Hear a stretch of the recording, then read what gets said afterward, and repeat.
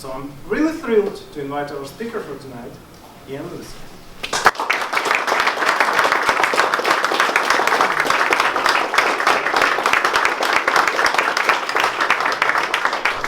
Thanks, Manny. Of course. Could you give me a bit of a background, like what do you do, guys? How do you do that? And just tell me. Okay, so we have the Lucey Fund. It's about 4 years old. We've done, I think, about 85 investments at this stage. We're doing 50 this year, so we're starting a startup every week this year. We have offices in 6 countries at the moment. Dublin's the HQ, London, we've developments in Poland and the Ukraine. We have a scaling office, so for help people scale internationally in Spain. And we have an office in Los Angeles then as well, and we're kind of looking for an office on the east coast of North America, so at the moment as well. So that's half the reason for our tour, figure out where we're putting it. And what we do is, I think we call it venture tech. So if somebody has a good idea, we'll help them build a product and take a share of their company for doing that, and then we'll help them with their early sales, teach them maybe how to sell the product, message it, build it up, and then help them to finance it and scale it as well. So it's very interesting. We deal a lot with very early stage, so like ideas. So a lot of the people who come to us haven't even got a business plan yet, and what we're normally looking for is people who understand their industry and just want to move a bit faster. So we have this thing. Where we got the idea from was there was a friend of mine running a charity called the Duke of, do you know the Duke of Edinburgh Award? You've got that in Canada here. Yeah. So it's called Goshka in Ireland. And a friend of mine, he came to me and he said, I need a website for my charity. Could you help me? And I said, look, we don't really do websites. Why don't you talk to some people? And he came back with a quote for 90,000 euros. So like 120,000 Canadian dollars. I'm like, what are you doing? All right? And he said, I want to automate the Duke of Edinburgh Award. I want that the kids, instead of filling out the forms and the booklets and everything else, if any of you have done it or your kids have done it, all right? And he said, I want it all on apps, and I want it's a lot of admin for the teachers, so I want the teachers to auto-fill it and everything else.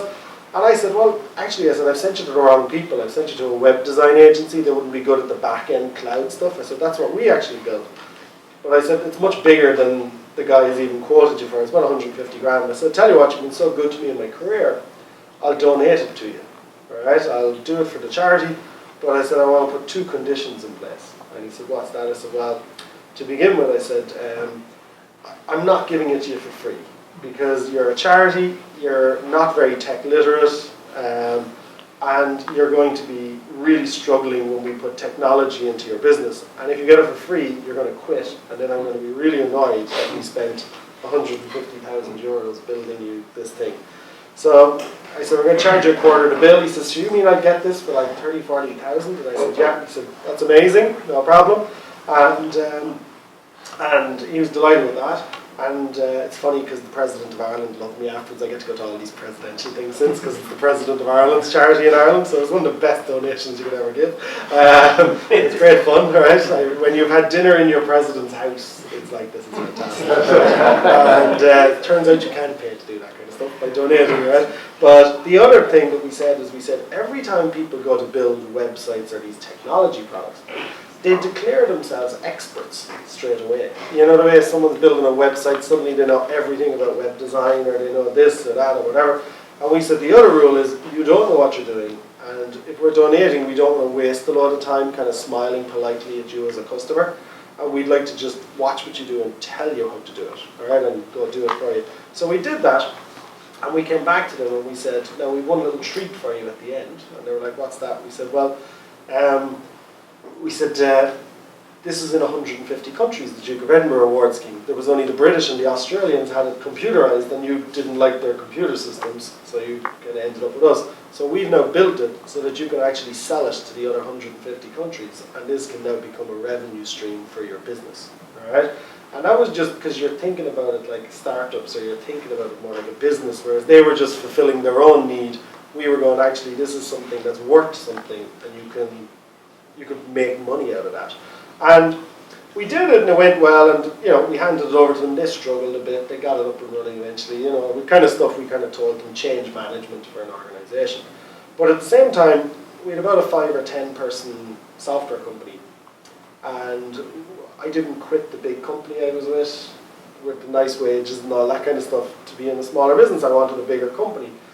But we had no good ideas, so we said if you have no ideas, you might as well become an investor, all right, and work off other people's ideas. And we launched a fund where we said, let's do what we did for the charity, for all these startup people we see walking around who can't get themselves a CTO or whatever. Let's use our staff to do that project.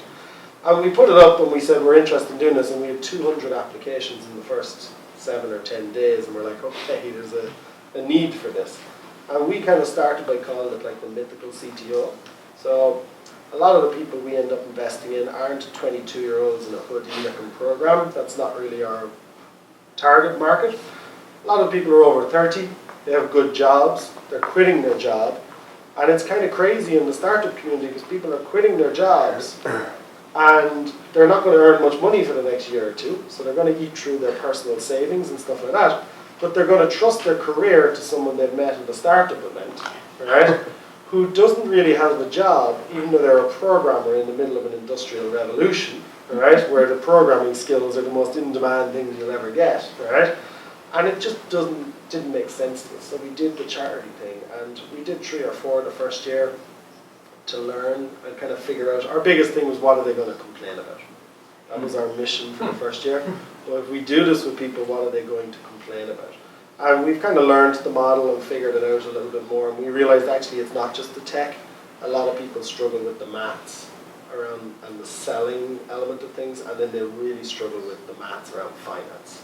So startups are incredibly repetitive.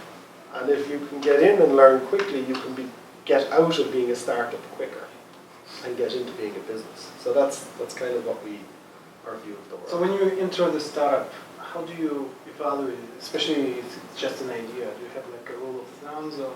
Yeah, we've got 3 or 4 things we look for. One, we like someone who knows how to sell. So we value selling is very important. You have a lot of people who love building products and they're not great at selling it. So we want someone who can represent that business well. We want someone who understands their industry. I think there's a lot of startups where people start businesses and they've never worked in the industry. And I think that's very presumptive. All right? So if you've not worked in it, I really want to see your research. Because what you're saying is, I'm smarter than the people who've worked in that industry for the last 100 years. Right? And it doesn't make sense to me. You know? So we're always looking and we're going, you've got to prove it. And we don't really care what industry they're in. So we're in loads of different things. And we don't really care because normally we'll go, can we build it? Is the third bit. So we're not a research house. We're not here as much to help you figure out that crazy algorithm. We're here to go, oh, that's a good idea actually, and you could sell that. And actually we can build it for you. So there's a logic and it means we can get moving kind of quickly, you know. But is that a criteria which you just, if it's there, you take them, if it's not there, you don't? Or it actually influences the evaluation? It influences it. Yeah? Like we make our minds up quite quickly because we're doing so many of them. Like in the next 2 to 3 years, we plan on being able to do 200 to 300 of these a year, which is an incredible amount of companies, right? And we want to be as large at doing this venture tech as Techstars or 500 startups are at doing the kind of accelerator or the early stage model. And we want to be the global brand for venture tech. And you have to kind of make your mind up quickly, because the biggest cost in startups is the wages that the founder is not earning. All right, it's the biggest cost in their business. So you've got to make your mind up quickly and not waste their time. Our record is about 9 seconds, believe it or not. And we had one guy, he was half describing something, and we had looked at it for my dad. It was just a private little thing. My dad had asked for this. And he said, I'm thinking of doing this, look, and I've done a mock-up. And we went, we'll do that. All right? And we're like, we'll never do it any quicker than that, I think, you know. But a lot of the time, it's just about, there's so much nonsense, you see, because so many of these companies will fail. You know, like VCs, you're looking at the kind of 1 in 10 model, all right? This is real early stage stuff. We'll get our returns from maybe 1 in 12 to 1 in 15 companies. And the reason for failure a lot of the time is not it's not like at a VC level where they're trying to scale up this business and, you know, hit a market traction. We're trying to see, is this a good idea? Are people going to buy this? Is there a logic to it? You know, so if it's not simple and it doesn't seem like I could go up and sell that, and I always judge a lot of them go, but I quit my job and run that company. And if you're not prepared to do that, you shouldn't be encouraging someone else to run that company. You know? So yeah, we make our minds up quite quickly. Okay, and from what I've seen and read about you guys, I saw businesses that you invest in and they become businesses, right? Yes. I didn't see any follow-on investments either from you or from other funds. So do you have any in your portfolio? It's funny, see, the world is we've moved into a tech crunch generation, all right, where everybody's obsessed with raising capital, all right, and it's kind of nonsense, all right, and our views on what's success in the startup community, I believe, are completely distorted by how Silicon Valley shows the world what it does, right? How we measure success needs to change. So we've had one company that hit 200 staff and exploded. Now, what was the point of that? You know what I mean? They did everything, they raised a lot of money, they did it, and they exploded. And we lost our investments, the founders lost everything, and you're kind of going, well, that was done wrong. You know what I mean? So we have other guys who are sitting there with 10-person companies and they're profitable now. And I look at this room and I look at any of these startup rooms we go to, and 99% of the companies in the room should not be VC funded. They're not appropriate businesses for it. But yet success is the guy who raises the most money. That's the cool guy. You know what I mean? That's the one they're talking about in the tech community. Isn't he amazing he's raised 50 million for his business? Yes, but now he owns 3% of it, and the odds are the VC is going to fire him. 50% of the time he's fired within 18 months. All right? And the odds on him getting a return means that that business probably needs to be sold for 200 or 300 million quid before he gets a cut. I have a good few friends back in Dublin who sold businesses for between 3 and 100 million and barely made any money. You know, everybody else made money. All the guys who come in at the end make money, but the founder didn't. So I'm just kind of traditional on it, and my view is go sell something, go make some money, and if you're a business that needs money to scale, then go get yourself a VC investment or these different types of things. And if you ask VCs, they'll tell you I'm not slagging them off, I'm not criticizing VCs, I'm actually telling you what they're trying to tell you, which is leave us alone, you know? And it's why a lot of the VC community talk, when you hear them talking at these events, they're like, oh, I like a warm introduction. I like you to find somebody who knows me that will vouch for you and say this. Why? Because most of you are wasting my time. Most of you are asking for my money when actually you're not appropriate to come to me. So we're very early, like a company leaving us might only start going into Techstars or might only get into some of these bigger accelerators. You know what I mean? They could be another year or so down the line before they'll hit VCs and stuff. And we have guys who do VC investments. And it's funny because we'll be silent partners in that. You know? And so how would investors see you? Like, let's say they raise future round, right? Yeah. Series A. How would you be there? I'm gone at that stage. I'm just a shareholder, the same as anybody else. So they do hire a CDO which replaces... Yes, yeah. The whole idea is we might help you with version 1, and during version 2 you ease us out of the business. Because we're not there forever. We're just there to help you get started. Because I'm sure you've all had it here. You're going to people and they're saying, no, you got to have a team. You have to have a team. We need to have a team. And you don't have anyone, and you can't afford to hire people, and you can't get the right people. So we go, well, actually, we'll be your team for a while, and we'll get you started. And now you've got customers, and now you've got some revenue, and you've got some angel investors who've come in with us. And now you can hire your own team, and then you can go off to these other guys and go, I'll raise more money. Like the average that our client companies raise, by the time we've left, is about €500,000, so about $700,000. And some will go on and do other things, you know. Some of them have raised like 4 or 5 million at this stage. And how do you define for a while that you said, right? Because startups is about learning, right? So when you, especially when startups is about making money. Of course, but before you make money, you have to define, the shape, what it is you're going to do exactly. Yeah. Well, the American Angel Network will tell you that the average angel is waiting 7.5 years for a payout. So this idea of I'm going to put money into your company and 3 years later you're going to exit and it's going to be amazing and I'm going to make 40 times my money and everything else, that's not actually the reality. The reality is I invest in your business and 10 years later I might get a payout. Not 3, it's 10. You know, it's crazy. And because people aren't behaving that way, they go to angel networks, and I bet you've got some local angel networks here, and people probably critique them and say they're very conservative networks and they don't give out as much money and they don't support us as much as they should. That's because the people asking don't understand who's giving out the money. You know what I mean? And I think the startup communities are still quite young. You know, you take, if I had come, like I was in Toronto yesterday, and I was in Toronto 10 years ago, and there wasn't a startup community. You know, there was a kind of a hacker and a tech community, but this idea of a startup community in an event like this just didn't exist. And the problem is, it's an immature community that we have around the world, and we're all leading off what we're hearing from Silicon Valley. But what we don't realize is we only hear of the best of the best of the best from Silicon Valley. You know what I mean? We don't hear of the other ones. And Silicon Valley is a very much programmer-driven industry. You know, the VCs are backing people who can program. Only 4% of the founders we've invested in can program. You know, so we're investing a lot in people who have a business idea, and there's a huge cultural shift because how many of the people here who have founded their companies can't program?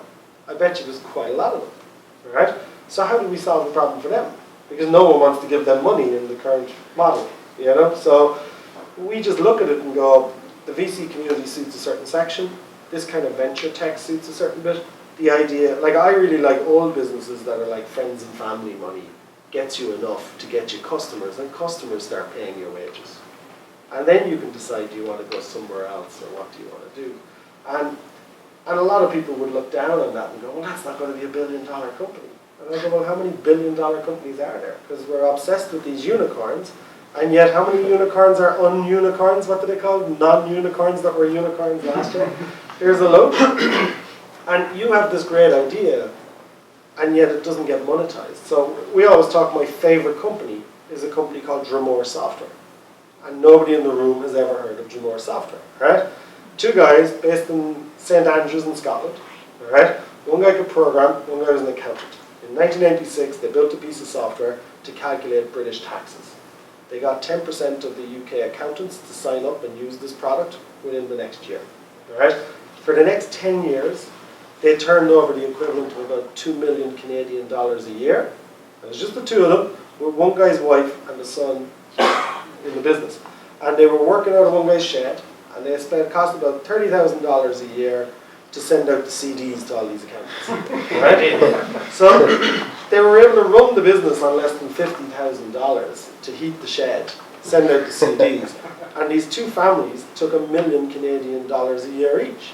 Now, they were hilarious, right? Because they played golf every day at 4 o'clock. Right? And they did, this is true, there's no exaggeration, right? And they were the rudest people you'd ever meet. They were hilarious, right? Because they were lovely men, right? And all their customers loved them. But you'd ring for support, and they'd answer the phone, and they go, that is actually in the manual. And hang up the phone. Right? And the customers would laugh and go, well, that was a bit stupid, that probably is in the manual, right? Never lost customers, kept them all, and they sold the business the day the first guy hit 60 for the equivalent of about 20 million Canadian dollars. Right? And you're going, what a great business. That is a good business. Do you know what I mean? Like, they had a good lifestyle, they made a bucket load of money, they never went into another market, they never decided to raise a Series A round to scale this into 10 other countries. They never built up a 20-person company or a 50-person company or a 100-person company that they were then responsible to. Never had a board of directors they had to report into. And they just did a good company. And I kind of go, what's wrong with that? And as we say to a lot of people, I guarantee you 90% of the companies that are in the room today should probably think about what is the maximum capacity of my company. Because one of the biggest mistakes you can make is having a bigger company than the market that you can actually attack. Yeah. And you gave today the example of accountant, the 2 accountant company, and how many 70 you said? The most profit? Oh yes, this is true, right? So just as an industry, right, I used to sell a lot to accountants. And in the world of accounting, statistically it's incredibly consistent, right? The most profitable accountancy practices by partner have either less than 2 staff or more than 70 staff. And the least profitable accountancy practice is people with 10 staff. And yet think about your own accountancy practice. Nearly all of them have between 6 and 12 staff, don't they? Right? It's the least profitable thing.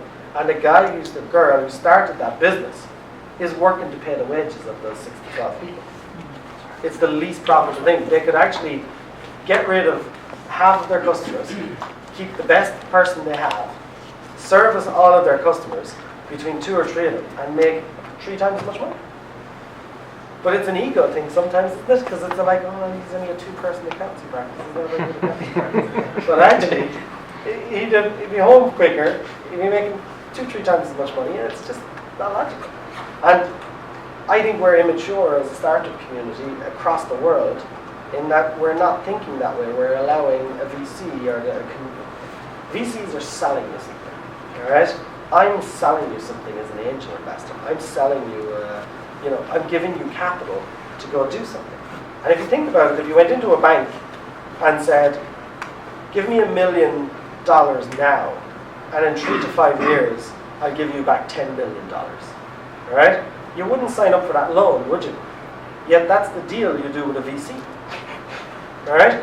So there's only certain businesses that need that cash right now to scale up that are appropriate to take that kind of a loan. Because the odds are that loan is going to kill your business, isn't it?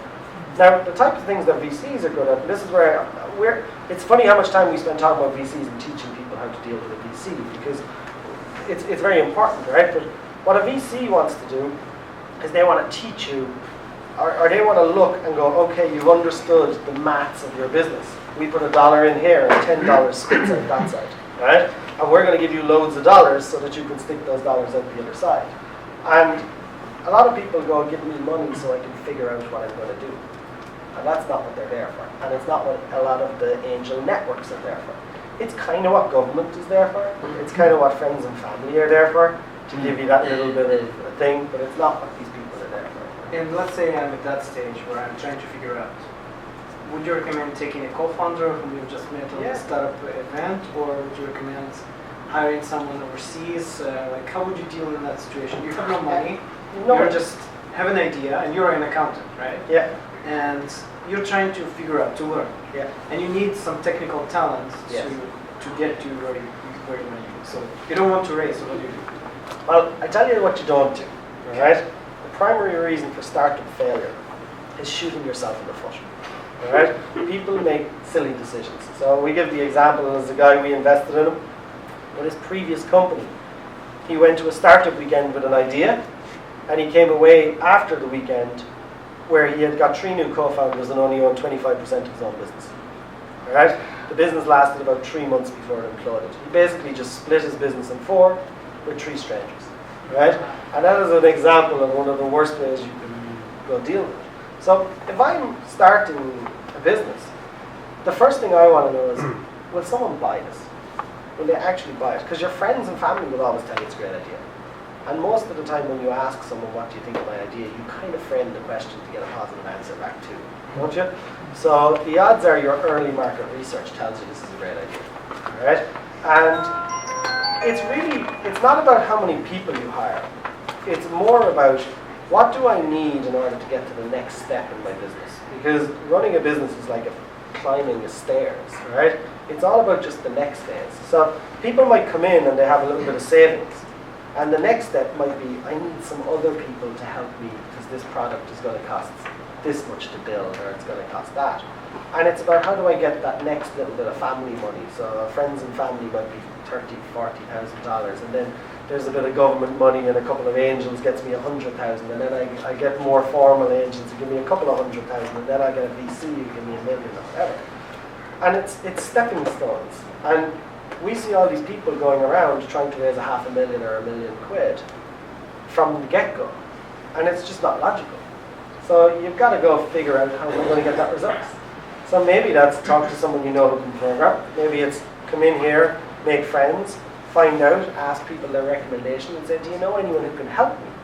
And there's a lot of people who will help you and get you to a certain stage. And you just pay them. Sometimes it's pay them, sometimes it's barter. You know, we laugh and people say, "Oh, is your model very new?" And we go, "No, our model is around since before Jesus Christ. We barter." Yeah. You know, that's what we do, right? Like we literally go, we have all these programmers and all these people. You want that? I tell you what, I'll give you a bit of that if you give me some shares. It's barter. You know, there's nothing major about it. And most businesses are quite simple in what they do. And if your business isn't simple, you're probably not thinking about it properly. And let's say I want to save a bit of money, right? Yeah. I don't want to hire someone in this room because they're costly. I go to India and I hire a developer for $5 per hour. Yeah.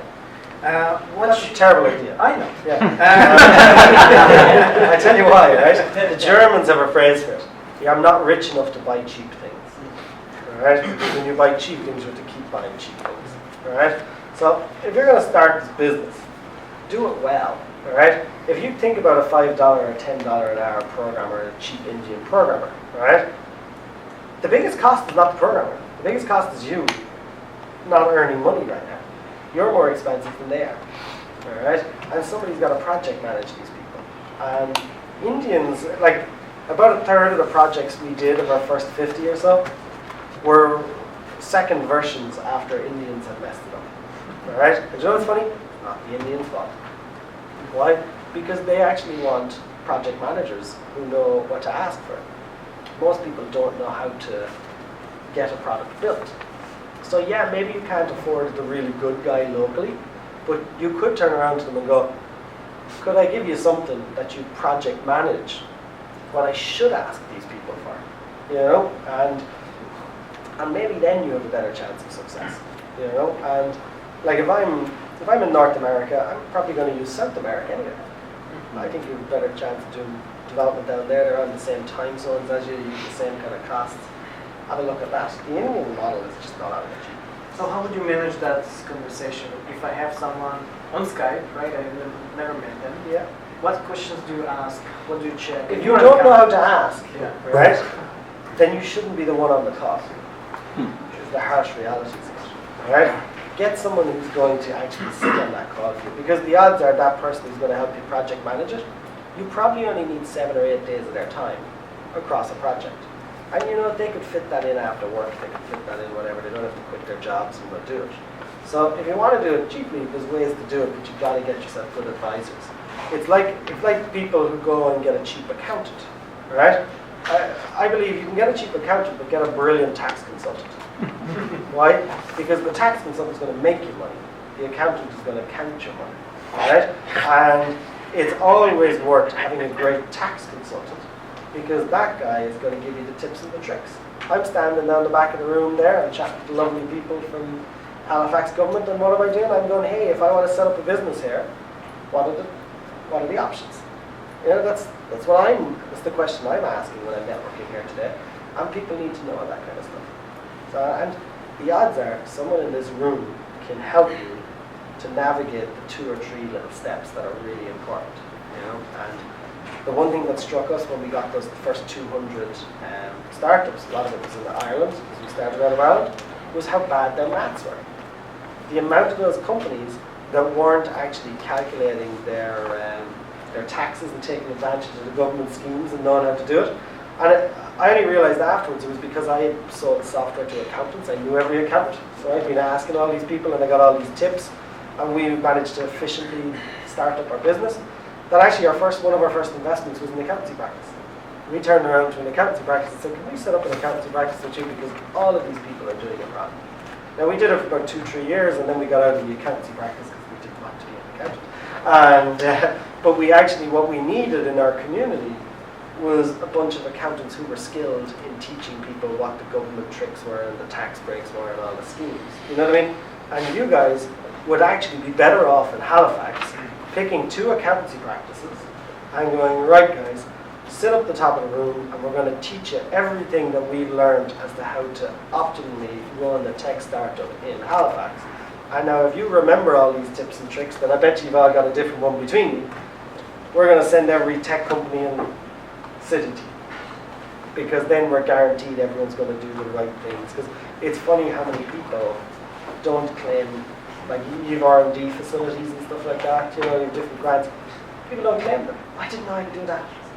I'm out raising $100,000, but there's $50,000 of a grant sitting there that I didn't claim.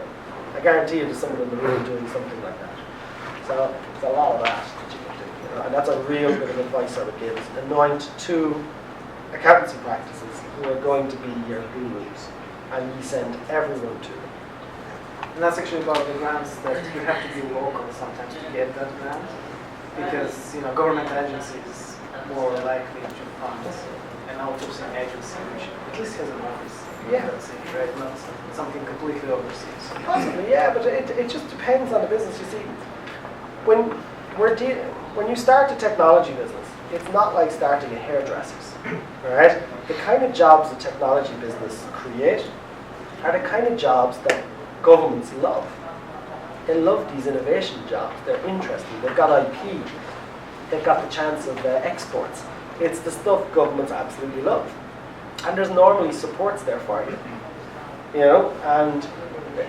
But a hairdresser doesn't get that.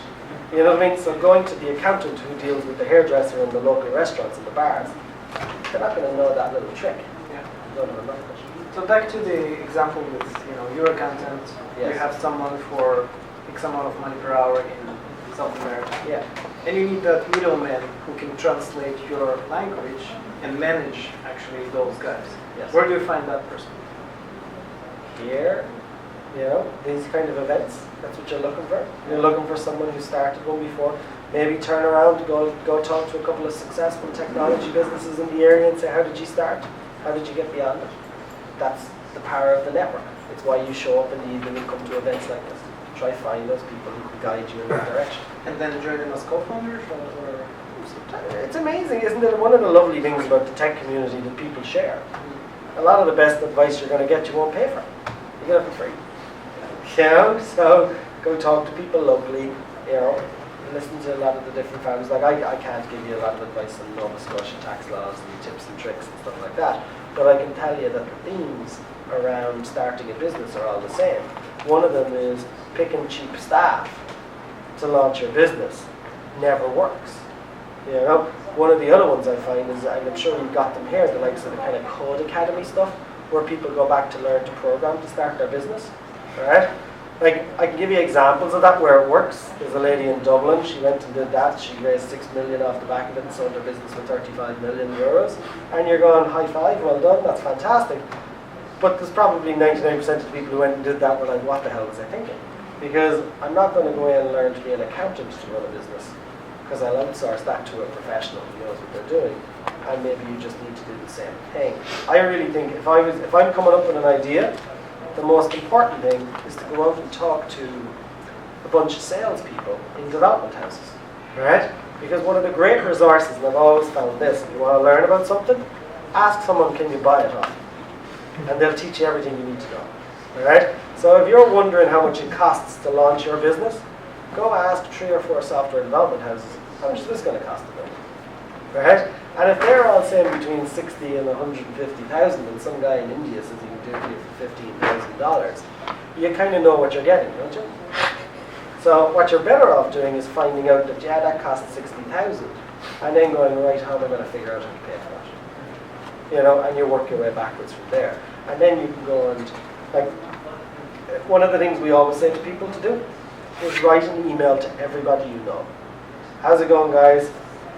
I know you might have mortgages, I know this might be of interest to you, so don't feel obliged to respond, you don't need to say no, this is just the thing, but here's what I'm doing for the next couple of years of my life. I'm really passionate about this, I'm interested in this, I think this is a great market opportunity, and if any of you are interested in investing, here's the tax break, here's the deal, here's what we can do. I'd love to hear from you, or if you can just help me in some other way, I'd really appreciate it. Non-threatening, alright, very, very friendly, and you send it to everybody. And it's funny, I did it. I sent it to 12 people. And you know what the most interesting bit of feedback was? I sent it to like really close buddies. And 2 guys who'd have gone for beers with me, with these buddies a lot, rang me up and were like, you're not cutting me into that deal, man. That's shocking. And I had 50,000 euros within 48 hours in my bank account. And you know what the great thing about those guys is? They don't ask you what the valuation is. They're not interested, right? Most of these guys are just backing you because you're you. And they're going, I like that guy was clever. If he's going for it, I'm going to chance it. I'll give them 10,000, I'll give them 20,000. But a lot of people don't ask, so you don't get. And when they do ask, they ask in a form of desperation. Right? Oh, I'm really broke, I really need 10 grand to do this. And what that sounds like is, could you fund me for another 2 months to continue doing this thing that I haven't actually figured out how I'm going to do? Alright? And if you want to get money, it's all about FOMO, the fear of missing out. Alright? You have to make the person at the other end think, I do not want to be sitting here in 5 years' time going, that gets after selling that for 100 million and I could have given him $10,000. Jesus, that would be worth $500,000 quid now. You know? People are worried that they miss out on the great deal. And you've got to structure it so that you're a great deal. And a lot of that comes down to storytelling. We're obsessed with storytelling. So how do you tell a great story about your business? Because that's what your business really is a story. Right? And we always talk about, there's a great video of me on the internet, right? When we started our original company, 2008, 2009, Irish government sent me to Silicon Valley. And we had to do this 3-minute video pitch, right? And I'm in the video, and I'm nearly ready to have a heart attack with about 30 seconds to go because I'm speaking so fast and I have so much to say and there's so many interesting things about this business that I'm actually running out of breath right now because I don't even have time to inhale, all right? And yet, if you ask me now what we do, I can calmly tell you in about 3 sentences because I've learned that if you can't calmly explain your vision and what you do, going to go anywhere. And it's not sexy and it's not exciting. And the rule for your business is very simple. It's not what you tell me to do, it's what I tell other you to do. Alright? It's what I say to somebody else, that's what they actually do. That's what you really do. So the great trick to do is pitch your business to someone and get someone else you know to go over and ask him, what does he do? Alright? And see what they say about you. Alright? And see do people get the vision. And isn't it funny, because how many startups have you met in the community here where you go, and they go, oh, kind of cool startups, yeah, you should see this guy. This guy's got a great business. He's got a great business, hasn't he? He does X, Y, Z. And you're actually selling that person's business for them. You know, it's addictive. You have to be the cool story. You have to be the interesting thing. Because if you're not, where's the excitement? Where's the fear of missing out, you know? Yeah. I want to get these VCs greedy for you, wanting to do business. So let's say your relatives or friends sold you for their friends and you have that 50 grand on your bank account. You're not only deciding what agency to pick according to the price, right? There are other criteria. How do you choose your partner whom you are going to outsource your R&D to? Yeah, I mean, well, like that was one of the reasons we did our model. Is our model is based on the fact that you're not out. If you want to do stuff like that, you have to align your goals. All right. If you go to an outsourced development house, success for them is getting paid and maybe getting paid for version 2. They don't care if you're profitable or not. They don't care whether your business succeeds or not. They care about the fact they deliver what you asked for within a time frame that suits them and they make a profit. So if you're going to do anything in business, make sure people's goals are aligned. You know, it's kind of like the accountant or the lawyer who says, I want all my fees in advance. I want my fees now. It doesn't really align with it. You know, in Silicon Valley, for example, most of the lawyers are taking shares. Why? Because they're going, in the long run, I should be supporting this business and doing it right. And no matter who you bring into your company, whether it's a third-party company or an employee or whatever it is, you have to make sure your goals are aligned with that person. Because we took over a company there about a year ago. A couple of VCs had it. And there was 10 people working for the company. All very well paid. And yet, none of them had shares in the business. All right? And the business was not functioning well.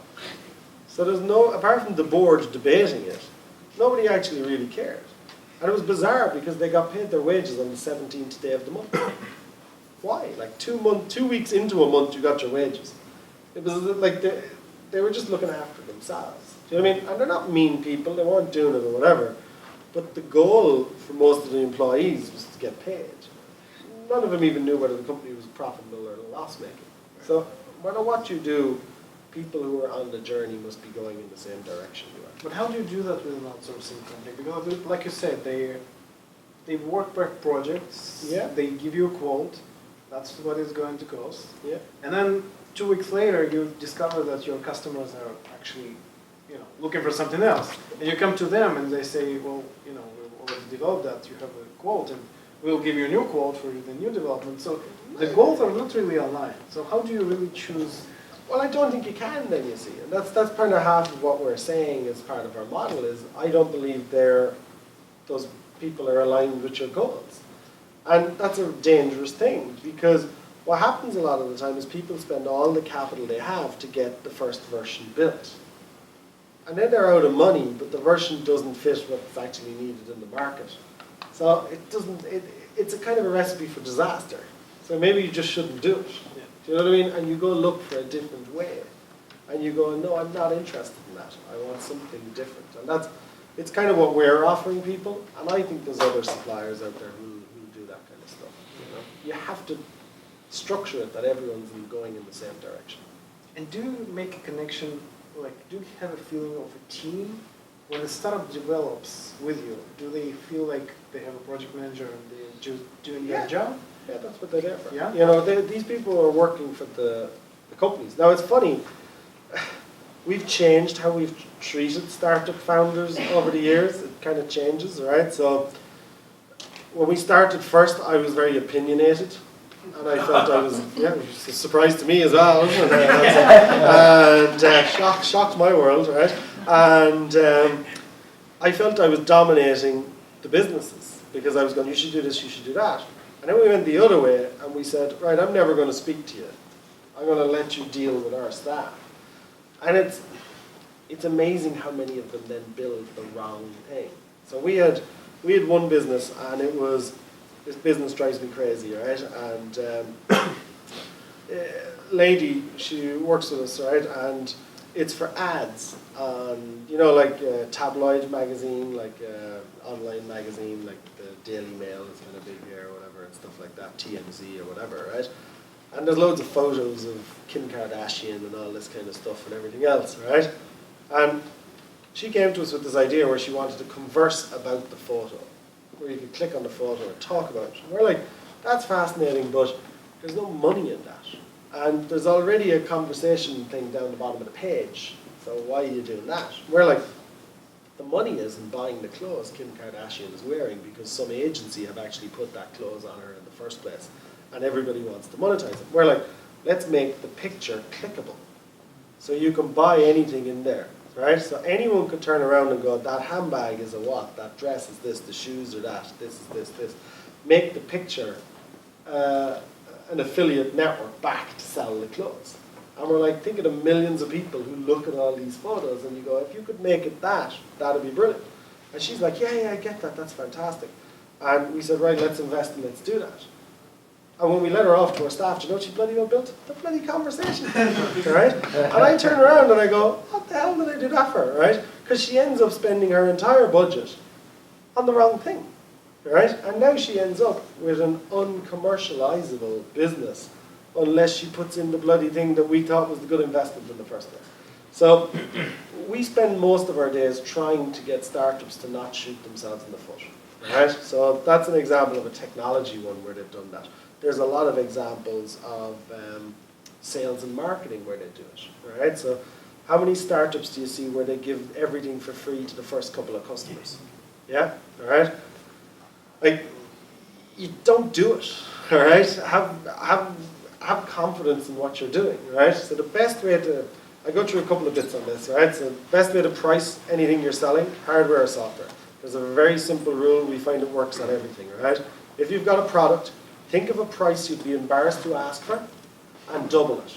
That's how much you should be charging for your product.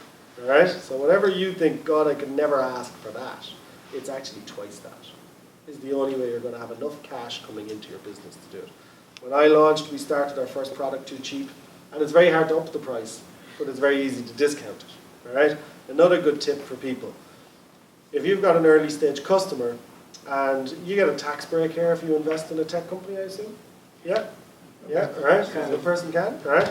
So let's say you're selling something for $10,000, and you're going to go to someone, I'll give it to you for 2,000, right? Because you're my first customer. Why not turn around to that business owner and say, I tell you what, give me 10,000 in shares. You'll get your tax back on it, so you get a tax break, all right? And now you're a shareholder in my company, and I haven't had to give you as much of a discount, all right? It'll work out, roughly speaking, cash-wise, the same a lot of the time if you manage it right. But now you've got a very enthusiastic first customer, don't you? Because now they're a shareholder, and now their goals are aligned with your goals, and you should have a better opportunity to go do it. And we've done that now a load of times with startups. Go to the first guys and go, why don't you invest rather than doing it? And we'll give you, the discount will be your time. And you can have a limited version, blah, blah, blah. All right? And there's a lot of things like that, but there's also guys who go, oh, I've got a new SaaS product. You're going to have 6 months free usage before I turn on the pricing. Like, they're going to make their mind up in 6 days whether they pay for the product or not. All right? So it's almost like have a bit of self-respect and a bit of self-confidence to go, you can have that for free for 2 weeks. And then I'm turning on the pricing or whatever it is. All right? And as you know about everything else, everything you get for free you don't really respect anyway. Things that you have to pay for are better. And if you can charge 2 or 3 times as much, you only need a third of the number of customers. So you can afford more nodes, you know. And I give you a good example of one company that we work with. Is another example of how guys kill each other. Zoom Courier Software is a business we talk about a lot, right? He's no friend of mine, and he was sales director in taxi business, big taxi business in Ireland. And I was ringing him for years going, you've really got to get out of that. Uber is going to kill you guys or whatever, right? Halo is the one done. And I'm like, come on, get out of it, get out of it. Don't be waiting till the end, you know, get off the Titanic early was our view, right? And sure enough, he rings us about a year ago and he says, you're right, look, I'm getting out of this is whatever. And he says, actually, I've got an idea. And we're like, oh, what's that? And he says, well, it turns out a lot of our taxis, people are ringing up, or they're using Halo, and they're going, would you drop these documents to my accountant, please? It's just quicker than using the courier, right? So they'll just ring the taxi and do it. I want to build a courier company where you can do that, so I can just go onto an app and go car, bike, van, whatever it is, call it, they come and do it. And it took us 6 months to convince him not to do what he was trying to do, right? Even though, because I knew him for years, I was like, I'll support you, I'll support you. And the reason was, he was building an entire courier business. He actually got on a bike and cycled around Dublin for 2 weeks to learn what it's like to be a courier, right? And where they're going, there's no logic to what you're doing.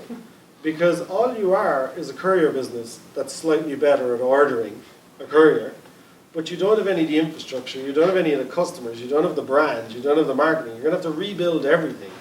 Why instead don't we turn around and brand this in the name of all the courier companies? Because if we do that, then you can be part of all of their businesses, right? And he did, and within about 3 weeks he had about 40% of the market.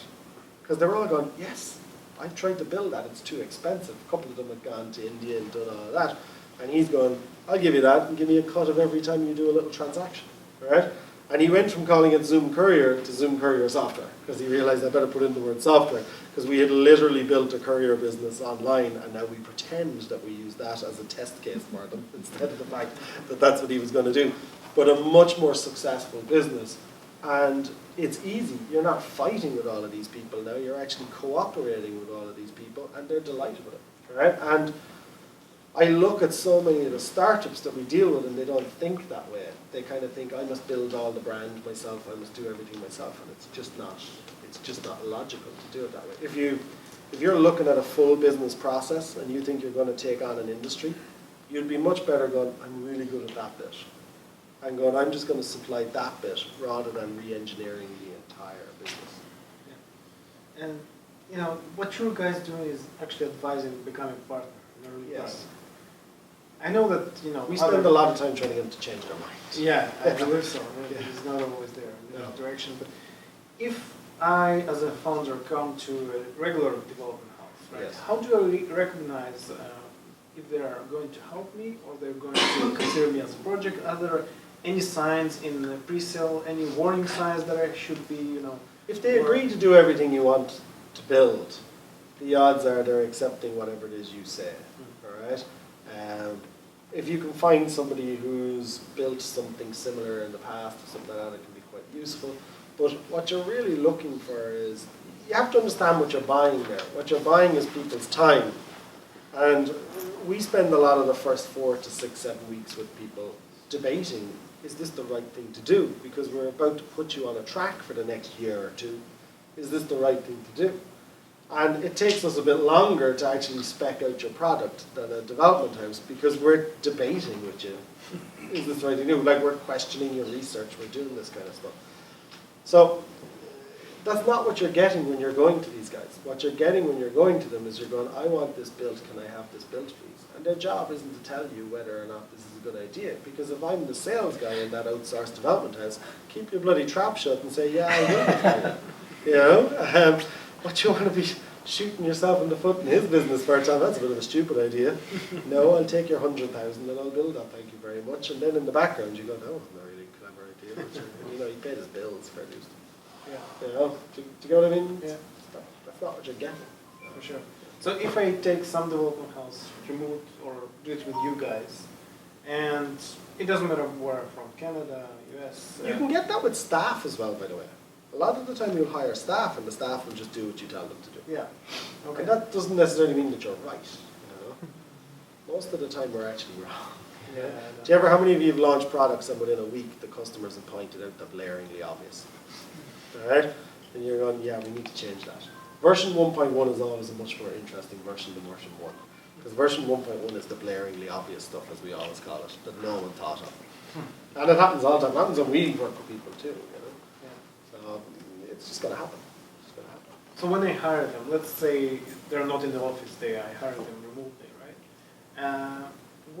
What scheme would you recommend? Like, there are some places in the world where government support is incredible, right? Some places where the talent is really available. Somewhere maybe VCs or venture capital. So maybe there's some kind of scheme where you would recommend to start and continue and move your HQ as you go. Now, people do that. It depends on the country. Like, I give you a great example, the black and white example of government interaction with startups. So Britain and Ireland do the absolute opposites. And it's a great case study for you for what am I going to do. So in Ireland, we have a program called Enterprise Ireland. It's our trade board. We have 2 of them. We have one called the IDA, which brings all the big tech companies to Ireland, and the pharma companies. And Enterprise Ireland backs Irish companies to export. And the Irish government give money to this organisation to give out, right? And they invest in like 400 startups a year. They're actually classed as one of the biggest VCs in the world, right? And it's funny, it's not what they're good at, but that's what they're asked to do, right? So we give €1 over to these guys, and 70 cent of it is spent by them trying to figure out who to give 30 cents to, right? So the startup only gets about 30 cent of it. Now in Britain, they have no organisation like that, and they give a tax break of €1, right, or £1, or whatever, the same thing, right? And all the money goes to the startup as long as you can find someone foolish enough to put the money into you and give them a tax break. Like in Britain, you can get up to 84% of your investment back. That's phenomenal, right? So what they're doing is they're just going tax breaks, right? So if I'm an Irish startup, sometimes Ireland reminds me of like a methadone clinic, right? Because we're all trying to get the next 15, 20,000, the next bit of government support, and yet the most amazing government supports cost the government very little. Like when I wanted to sell the original piece of software we have into an Aussie multinational, I didn't know who to talk to in the multinational. I rang this trade board, and they had an office, like they have offices all over the world. And the guy in Australia did one of the best bits of marketing I'd ever seen, which is he sent an email to this company, and the subject line said, "A request on behalf of the Irish government." And I had a meeting with the strategy director of this publicly traded company within 24 hours. Now that cost that agency hardly anything, yet they'd have spent hundreds of thousands supporting me to do other things. Do you get what I mean? So where you go is really a strategic thing for you. Like you guys are a couple of hours flight from one of the global centres of finance in the world in New York, right? Are you better off going down there, but keeping the HQ? You might actually put your headquarters in New York and a subsidiary in Halifax and hire the local guys who are cheaper here and get your finance down there. You know what I mean? So you might decide actually an American Delaware company with a Canadian subsidiary, and I'll collect my money down in this global centre of finance and spend the money up here in Halifax where the staff costs are maybe half the price. That could be a very logical thing to do, and you need to look at that for your business and figure out what's the logic, what am I going to do. Now if you do the US HQ thing, that might help you get an angel investor here who's trying to get a Canadian tax break. You know what I mean? So maybe you start with the Canadian tax breaks, you wait until it's long enough, and then when you want your scaling money, you make it an American company, and you do all these things. Get a good tax consultant. So there's ways you can do it, you know. But I mean, you got to understand you're really lucky here, and people don't play to their strengths so much. All right? You have a lower cost of living here. All right? You have, by all accounts, I hear very good graduates coming out of some of the local universities here. We have a huge military organization here, which would imply a lot of good technology is probably coming out of there. All right? And you're English speaking with a market down the road that is, what's the American market versus Canada? 10 times the size of it. Yeah. You know? Same time zone, cheap flights, not bad. Not bad setup at all. You know? And you can test your product in the Canadian market and move it into the US market after. Play to your strengths. You know, it's funny, Irish companies a lot of time go to America before they go to France. Why? Because we're not very good at languages. You know, we find it hard to go into mainland Europe because you have all these languages and all these laws and cultures and changes and everything else. And you find, because we're an English-speaking country, we just go to Britain and then we go straight to America. We'd go to Australia before we'd go to Spain. Not very logical, really, but you can see why they do it. So, play to your strengths. You know, if you're running out of customers because there's only 400 million in North America, that's a good complaint. So why don't we open the session for questions? If you guys have, I'm sure you have. yes, go ahead. So I don't understand how you make money. I thought you were going to say you don't understand my accent. Oh, no. I understand the accent just fine. How do I make money? Yeah, because I haven't heard how it is that if people are paying you in shares, that's not cash, and you're not cashing out. How do you make money? We always take part payment in cash Also. as a control mechanism, but it's only a small amount, Yep. right? And it's for the same reason as the charity. Our biggest risk with a startup is that the startup who comes up with a great idea comes up with a great one 2 weeks later, after we've spent a lot of money building the bloody product, and now I'm a minority shareholder. I mean, we have our own products. So what we actually figured, right, this is our logic, because we're a private company, right? When we did that work for the charity, we had other products that we had built, right? And we moved the staff off, and this is actually, our maths is a good question, right? We had money coming in, and our staff were associated with that, and we moved them on to the projects, the first couple of startups, or we moved them on to the charity first. The money kept coming in on the other product. And we always laugh because it's 4 years later, and we realized about a year and a half ago we've lost the username and password for the reports. No one has actually programmed the system in 4 years, yet it's a SaaS product and the cash keeps coming in. So it's just cash, right? And what we've done over the years is we've just picked up some of our own products as we go along, or we've bought stuff from some VCs that were underperforming, and we have cash coming in on one side, and we just lose the money on the other side. So we just balance our business, and we've scaled away that way. And we'll sell out our shares every once in a while and do that. But we're very founder friendly, and we'll stick in the long run, basically. And what's actually, we get more and more VCs want to co-invest with us. So we're beginning to do more accelerator programs, whereby the VC who would never normally invest in it might put 50,000 into 10 companies with us, and we'd kind of cash out with them as well. So we have a few different ways in which we do it. But basically, all I ever want is the same shares as the founder, and I'm hoping that the founder is going to be clever enough with their shares that they're not going to dilute me to a point of craziness, basically. So that's how it is. So, yeah. How much equity do you guys actually usually? Depends on the business. Depends on the business. We do a thing, I've got to get the term for North America. We call it a kitty in Ireland. Do you ever get a kitty where everyone throws the money in and you use what you need, right? So we do a kind of, we turn around to someone and we go, right, we can give you up to 200,000 worth of our supports. Use as much as you need, and we'll take our shares accordingly. Now, how do you value a company? So much easier in an environment like Ireland, where I said it's completely government-led. It's really easy because they kind of set the terms. So we know in Ireland, like, you can get 50,000 for 10% of your company from the government, so the minimum valuation is €500,000. The angel funds won't share your business plan if you have pre-revenue software, if you have more than a valuation of 1.1 million. So we know the category there. In Britain, it's about 20-30% higher. In North America, it's another 40% higher again. You guys love your bloody convertible loans. I hate convertible loans. And so we just kind of work with the startup, figure out what it is, figure out what they're going to use. Like, we have a lot of stuff where it's not tech. Some of it's marketing or finance. So we have our new car company. I was talking about this today, right? So we're going to launch a car soon, right? And it's a funny one, right? Because this guy comes to us and he says, I want to sell $30,000 cars. Electric cars. And I was like, have you heard of Elon Musk? I believe there's a lad called Elon Musk somewhere out there in America doing the same thing, and you may be 10 years behind him and $10 billion in funding behind him, right? And we kind of humoured him, just because he's a nice man, right? And it turns out he had built half the ambulances in the UK and Ireland. And we're like, right, okay, so you know how to build a car. Why are you building this thing? And he says, well, it's my passion. I have this car I want to build. It's called the Alex after my daughter, and he shows me the car, and I'm like, right? But we're talking about it, and I'm going, well, you clearly know how to build a car.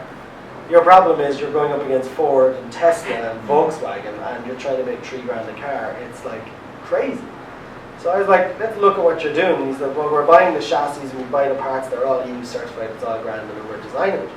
And we looked at it and we were like, what if you do it different? All right? This is what you mean. We said, well, last Christmas I had decided I was going to get my wife earrings. And there's a company called Love and Robots. They print 3D earrings. And they're based in Dublin. They win a lot of these tech startup awards. 3 very pretty girls, and they have these lovely earrings. Every time I meet them, I'm like, I gotta get those earrings for my wife, right? And I decide I want it different. I want my kids' faces on the earrings, right? And they look at me like I'm an absolute nutcase, right? And I was like, well, you're 3D printing, I assume it's unique. Yeah, the earrings. And they're like, we can't do that. And I was like, this is annoying because I'm after telling people I'm going to be getting these earrings. Now I need to solve how to do this. So I end up getting a picture, sent to Australia. They take the 2D image, it becomes a 3D image.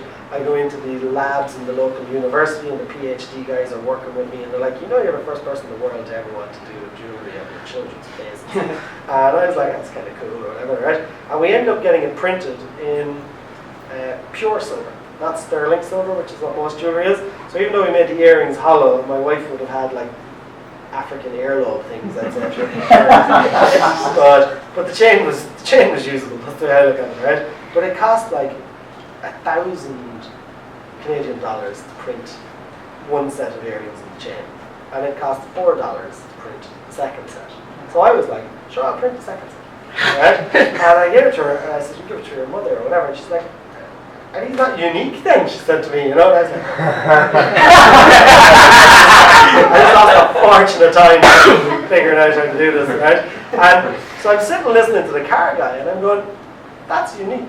Your car is unique. That's your passion. You love it. It's called after your daughter, blah, blah, blah. I want my car unique.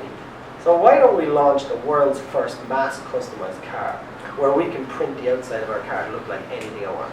If I want the Batmobile or I want whatever, why don't we sell the world's first non-branded car where people can come to us and they can print whatever they want.